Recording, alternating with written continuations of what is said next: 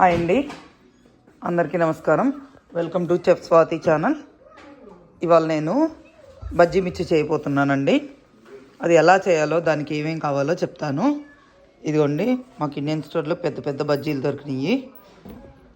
ఈ బజ్జీ చాలా రుచిగా ఉంటుందండి.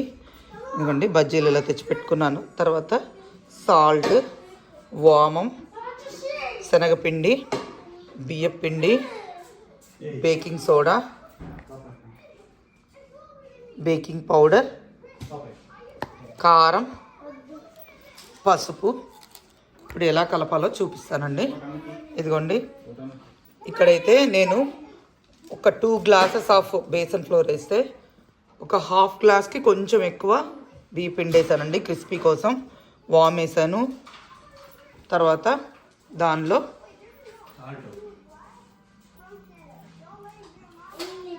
కొంచెం పసుపు వేద్దాము. కలర్ బాగుంటుందండి, మంచి కలర్ వస్తుంది.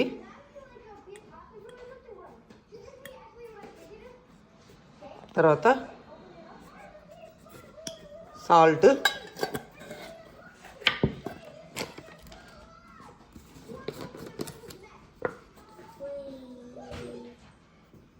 దానికి తగ్గట్టుగా సాల్ట్ వేద్దాం.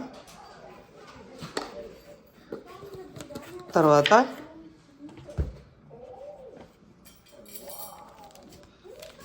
కొంచెం బేకింగ్ సోడా అండి, మరీ ఎక్కువ వద్దు.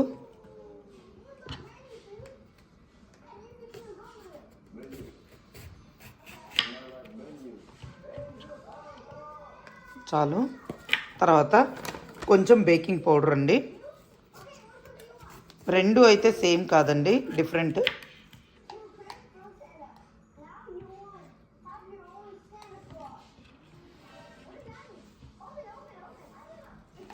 తర్వాత కొంచెం కారం అండి.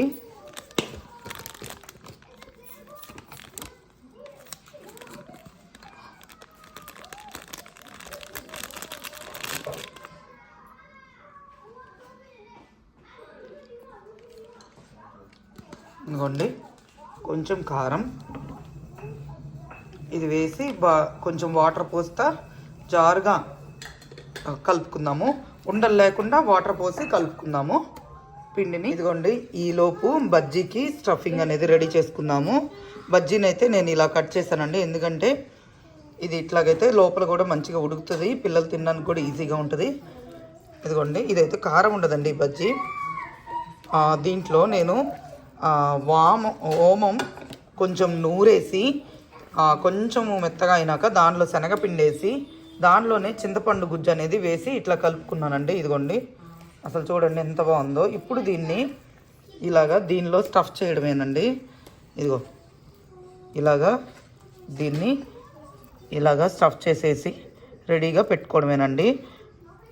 ఇది బాగా పుల్లగా, కొంచెం పుల్లగా, కారంగా అట్లా ఉంటుందండి. ఇట్లాగా పెట్టుకొని మనం స్టఫ్ చేసి బజ్జీ పిండిలో కలిపేసి మిక్స్ దాంట్లో వేసేస్తే ఆయిల్లో తినేటప్పుడు నోటికి కొంచెం పుల్లగా టేస్ట్ తగులుతుంది.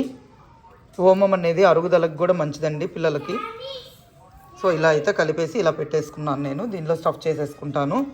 ఇదిగోండి, ఈలోపు బజ్జీ పిండి రెడీ అయిపోతుంది. ఇదిగోండి, ఒక పక్కన బజ్జీ పిండి కలిపేసుకుంటున్నాను. తర్వాత ఇలాగా స్టఫ్ చేసి పెట్టేసుకొని ఇదిగోండి ఇంకొక పక్క ఇదిగోండి ఆయిల్ అయితే వేడి చేసుకుంటున్నాను. అన్నీ at a time same time అయిపోతాయి కానీ అనేసి మొత్తం అన్నీ రెడీ చేసేసుకుంటున్నాను. వేసేద్దాము. ఇప్పుడు అది బాగా ఉండలు లేకుండా మిక్స్ చేసుకోవాలి ఆ శనగపిండిని. ఇదిగోండి, ఇలాగైతే కలిపేసుకున్నాను. వేడివేడిగా బజ్జీలు కూడా రెడీ అయిపోతున్నాయి.